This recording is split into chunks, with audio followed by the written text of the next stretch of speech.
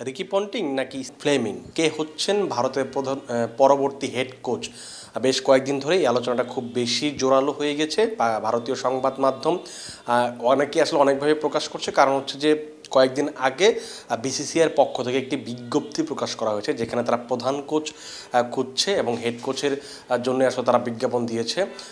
এর একটা বড় কারণ হচ্ছে যে রাহুল দ্রাবিড়, তার সঙ্গে এই জুন পর্যন্ত চুক্তি আছে, মানে এই টি-20 বিশ্বকাপ পর্যন্ত চুক্তি রয়েছে।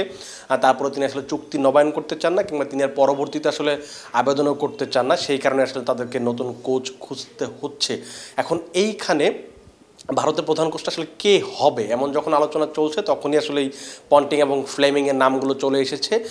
কয়েকদিন ধরেই দেখছিলাম যে কে প্রধান কোচ হবেন, সেটাতে ফ্লেমিংয়ের নামটাই বেশি আসলে উচ্চারিত হচ্ছিল। চেন্নাই সুপার কিংসের হয়ে দারুণ মানে কোচ হিসেবে দারুণ সাফল্য পেয়েছেন, নিউজিল্যান্ডের হয়ে কাজ করেছেন, কিংবা তার আসলে কোচিং ক্রিকেট ক্যারিয়ার বা কোচিং ক্যারিয়ার খুব বেশ দীর্ঘ পরিসরের। এই কারণে আসলে তাকে ভারতীয় ক্রিকেট বোর্ড থেকে চাওয়া হচ্ছিল, হয়তো এরকম একটা ধারণা আসলে প্রকাশ করা হয়েছিল। এখন ব্যাপারটা হচ্ছে যে যখন আসলে ফ্লেমিং কোচ হবেন এরকম একটা পরিস্থিতি তৈরি হয়ে গেছে, তখন কিন্তু একটা নতুন খবর প্রকাশ করেছে ক্রিকইনফো। তারা জানিয়েছে যে বিসিসিআইয়ের পক্ষ থেকে আগ্রহ প্রকাশ করা হয়েছে গৌতম গম্ভীরের প্রতি। তাকে আসলে তারা প্রধান কোচ হিসেবে চাচ্ছে। আমরা কয়েকদিন ধরেই আমি একটু টুইটারে ঘাঁটছিলাম কয়েকদিন ধরে, যে যখন আসলে তারা বিসিসিআইয়ের পক্ষ থেকে বিজ্ঞপ্তি দেওয়া হয়, তখন টুইটারের অনেক সমর্থক আসলে ভারতীয় সমর্থকরা চাচ্ছিলেন যে গৌতম গম্ভীর যেন ভারতের প্রধান কোচ হন এবং মহেন্দ্র সিং ধোনি যেন মেন্টর হিসেবে দায়িত্ব নেন। তাদের যে প্রত্যাশাটা, যাদের যে আশা, সেটা হয়তো পূরণ হতে যাচ্ছে।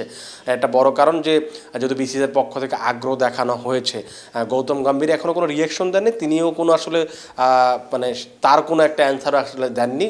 জানা গেছে যে আইপিএল যখন শেষ হয়ে যাবে, আইপিএলের ফাইনালের পরে হয়তো তার সঙ্গে আবার একটু আলোচনায় বসবে। এখন কথা হচ্ছে যে গম্ভীরকে কেন আসলে প্রধান কোচ হিসেবে চাওয়া হচ্ছে, মানে এই যুক্তিকতাটা কী বা ব্যাখ্যাটা আসলে কী? গৌতম গম্ভীর কিন্তু আসলে প্রধান কোচ হিসেবে কিংবা কোচিং এক্সপিরিয়েন্সের কথা যদি বলেন, সেই এক্সপিরিয়েন্সটা কিন্তু আসলে একেবারেই নেই। তিনি কোনো জাতীয় দলের হয়ে কাজ করেননি, কোনো আইপিএলের কোনো দলের হয়েও আসলে তিনি যে প্রধান কোচ হিসেবে কাজ করবেন অভিজ্ঞতাও কিন্তু তার নেই। কিন্তু তারপর আসলে তাকে চাচ্ছে, কারণ দেখুন, আপনি যদি সবশেষ 3টা বছর দেখেন, সেখানে মেন্টর হিসেবে দারুণ সাফল্য পেয়েছেন গৌতম গম্ভীর, যেখানে লাস্ট 2 বছর তিনি লখনৌ সুপার জায়ান্টসের মেন্টর ছিলেন। সেই 2টো বছরেই প্লে অফ খেলেছিল লখনৌ। কিন্তু দেখেন, এইবার যখন তিনি কলকাতায় এসেছেন, কলকাতায় আসার পরে কিন্তু লখনৌ এবার সেরা 4-এ জায়গা করে নিতে পারে। তার মানে হচ্ছে তার যে একটা ইনফ্লুয়েন্স ছিল, তার যে মেন্টর হিসেবে যে একটা দায়িত্ব ছিল, তিনি সেটা খুব ভালোভাবে পালন করেছিলেন। সেখানে একটা পাস মার্ক তিনি পেতেই পারেন, কারণ তার অধীনেই 2বার দল প্লে অফ খেলেছিল। এইবার যখন আপনি দেখেন কলকাতার দিকে যদি আপনি তাকান, কলকাতাতে কিন্তু লাস্ট কয়েক বছর ধরে ভালো খেলতে পারছিল না। 2014 সালে বা শিরোপা জিততে পারছিল না, মাঝে একবার হয়তো ফাইনালে উঠেছিল। কিন্তু যে ধরনের সাফল্য, কলকাতা যেমন থ্রেডিং একটা টিম হবে, যেমন আপনি বেঙ্গালুরু কিংবা মুম্বাই ইন্ডিয়ান্স কিংবা চেন্নাই সুপার কিংস, তারা কিন্তু আপনার জন্য আসলে থ্রেড সবসময়। কলকাতা কিন্তু শেষ কয়েক বছরে কিন্তু এই ধরনের পারফরমেন্স করতে পারেনি। কিন্তু গম্ভীর এইবার তিনি যখন দায়িত্বটা নেন, তখন কিন্তু কলকাতার চেহারা বদলে গেছে, সুনীল নারিনদের পারফরমেন্স বদলে গেছে, কিংবা আপনি যদি আন্দ্রে রাসেলের কথা বলেন, সবার আসলে পারফরমেন্সটা পরিবর্তন এসে দল হিসেবেও একটা ডমিনেটিং পারফরমেন্স করে এবং সেরা 2-এ রয়েছে, তারা এখন টপে রয়েছে। তারা খুব সম্ভবত একদম টেবিল টপার হিসেবে শেষ করবে, খুব সম্ভবত আর কি।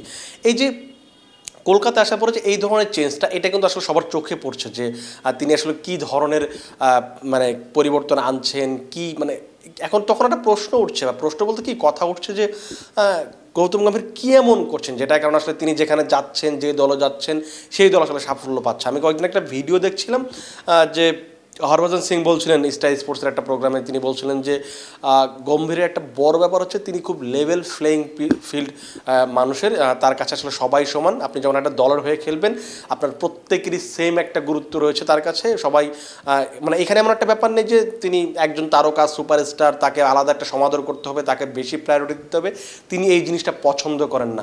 তার কথা হচ্ছে যে একটা দলের হয়ে তোমরা খেলবে, সেই দলের হয়ে সবারই একটা কন্ট্রিবিউশন থাকবে, সবারই সমান গুরুত্ব থাকবে। সেই কারণে হয়তো ড্রেসিং রুমটা একেবারে একটা সিকিউর একটা অবস্থায় আছে, এবং প্রত্যেকটা ক্রিকেটারের আলাদা আলাদা একটা ভূমিকা কিন্তু অবশ্যই রয়েছে। সেই পরিকল্পনাটা হয়তো তিনি দিতে পেরেছেন। সেই কারণে হয়তো নারিন বলুন, রাসেল বলুন, কিংবা আরও যারা আছে, রঘুবংশী, রমনদীপ সিং, তারা সবাই খুব পারফর্ম করছে, কলকাতা দল হিসেবে ভালো করছে। এটা একটা ভালো দিক বলা যেতে পারে। কিন্তু এখানে একটা বড় ব্যাপার আছে যে এই যে বিসিসিআইয়ের পক্ষ থেকে তার প্রতি আগ্রহ প্রকাশ করা হয়েছে, সেইখানে যখনই আগ্রহ প্রকাশ করেছে তখন কিন্তু আরেকটা ব্যাপার মাথায় আসছে যে ধরুন আপনারা যারা আসলে ফেসবুকে রাতে আমরা যখন শুয়ে পড়ি তখন কিন্তু অনেকেই ফেসবুকে রিলস দেখি, কেউ ইনস্টাগ্রামে রিলস দেখি, যারা স্পোর্টস ভিত্তিক কিংবা ক্রিকেট ভিত্তিক রিলসগুলো দেখেন তারা হয়তো এই ভিডিওটা নিশ্চিতভাবেই কখনো না কখনো দেখেছেন, যেখানে একটা ভিডিওতে বিসিএস যে সেক্রেটারি জয় শাহ তাকে নিয়ে সমালোচনা করেছেন গৌতম গম্ভীর। তিনি এই ভিডিওতে বলার চেষ্টা করেছেন যে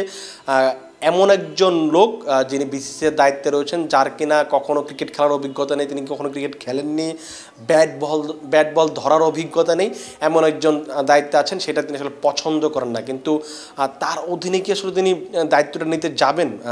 জয় শাহকে আসলে গম্ভীরকে এটা যদি জয় শাহ দেখে থাকেন, নিশ্চিতভাবে হয়তো দেখেছেন, তিনি যদি দেখে থাকেন তারপর কি আসলে জয় শাহকে দায়িত্ব দেবে? এটা কিন্তু একটা প্রশ্ন উঠতেই পারে, এটা আসলে একটা বড় প্রশ্নই তৈরি করবে।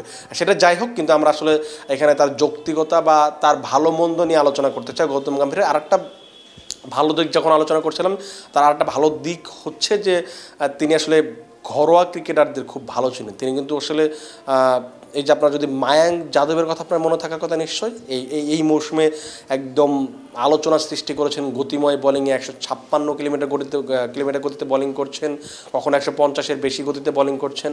এই যে গতিময় বোলিংয়ে যে আলো ছড়িয়েছেন, এই যে মায়াঙ্ক যাদব, তাকে কিন্তু সর্বপ্রথম পিক করেছিলেন গৌতম গম্ভীর। গত সিজনে লখনৌ সুপার জায়ান্টসের হয়ে যখন তিনি মেন্টর ছিলেন, তাকে নেওয়া হয়, কিন্তু ইনজুরির কারণে সেই মৌসুমে তিনি খেলতে পারেন। এই মৌসুমে যখন তিনি খেললেন তখন কিন্তু আলো ছড়ালেন। অনেকেই চাচ্ছিলেন যে মায়াঙ্ক যাদব যেন এবার টি-20 বিশ্বকাপ থাকে, এইবার যদি নাও থাকে অন্তত পক্ষে তাকে যেন টেস্টে খেলানো। তার মানে হচ্ছে তার পিকিংটা কিন্তু খুবই ভালো।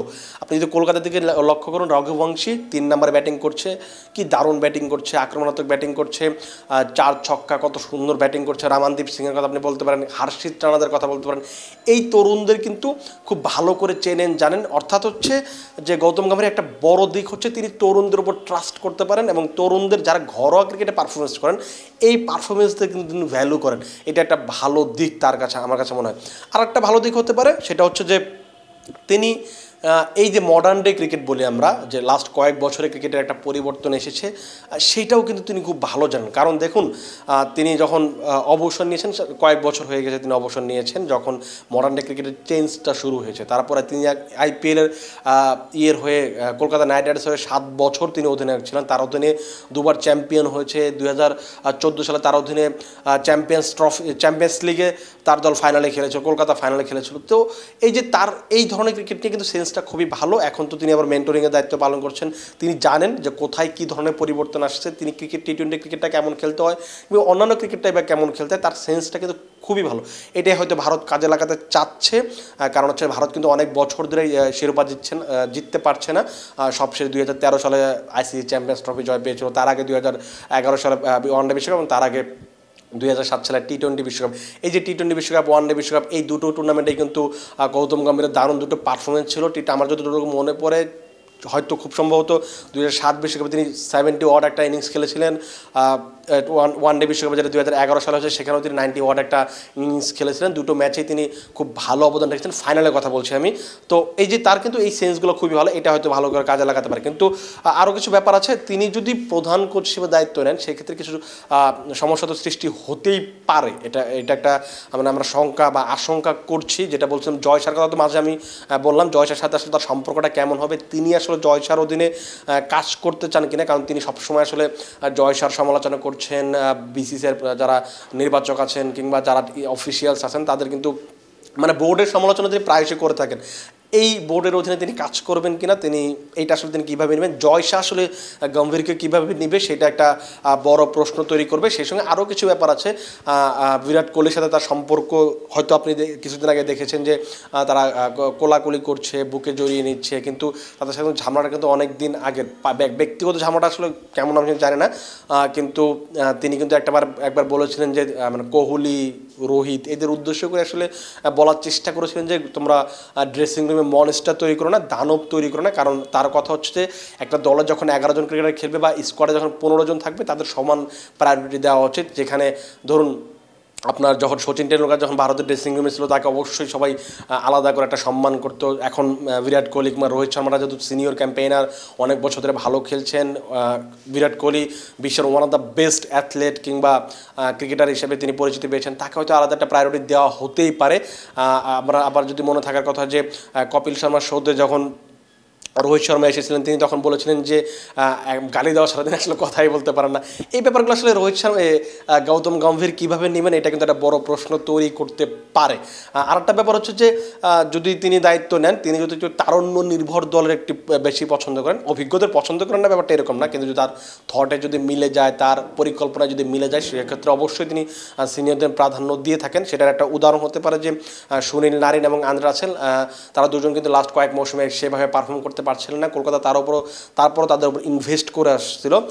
এইবার যখন তিনি মেন্টরের দায়িত্ব নিয়েছেন, আপনি দেখেন যে সুনীল নারিনের মানে যে কী ধরনের পরিবর্তন এসেছে। তিনি খুব সম্ভবত 14-15টা উইকেট নিয়ে ফেলেছেন ইতিমধ্যে। ব্যাটসম্যান হিসেবে তিনি যে ইম্প্যাক্টটা ফেলেছেন, কলকাতার এই সাফল্যের সবচেয়ে বড় অবদানটাই তার আসলে পেছনে, কারণ তিনি 500-র বেশি রান করেছেন ওপেনিংয়ে নেমে।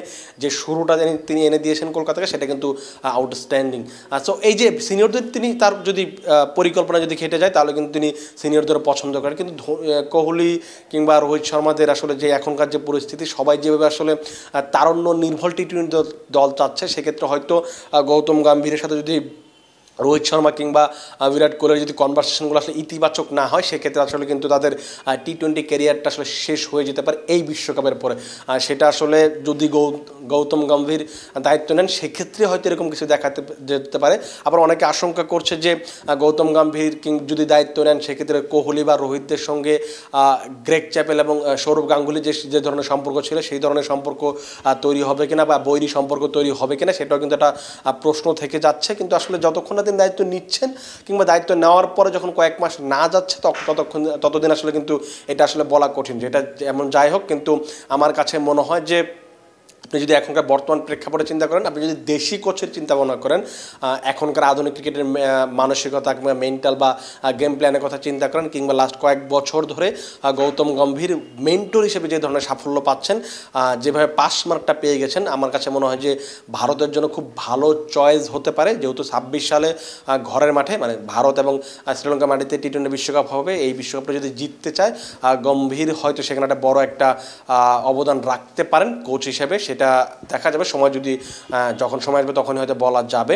আপাতত আমরা আসলে একটা কনফার্মেশনের জন্য অপেক্ষা করতে পারি, কারণ আগামী 27 তারিখ আবেদনের শেষ তারিখ। তারপরে হয়তো যেহেতু সামনে টি-টোয়েন্টি বিশ্বকাপ চলাকালীন হয়তো ঘোষণা দিয়ে দিতে পারে। আবার যদি এমনও হতে পারে যেহেতু টি-টোয়েন্টি বিশ্বকাপ শেষ হওয়ার পর যখন তারা একটা সিরিজ খেলবে, তখনও হয়তো ঘোষণা দিয়ে দিতে পারে। ঘোষণা আসলে অবশ্যই আপনাদের আমরা জানাবো। তার আগে আপনারা আমাদের সঙ্গে থাকবেন, আগামী দিন নতুন কোনো টপিক নিয়ে অবশ্যই আলোচনা করব। আপনারা ভালো থাকবেন, সুস্থ থাকবেন এবং ক্রিকফ্রেঞ্জির সাথেই থাকবেন।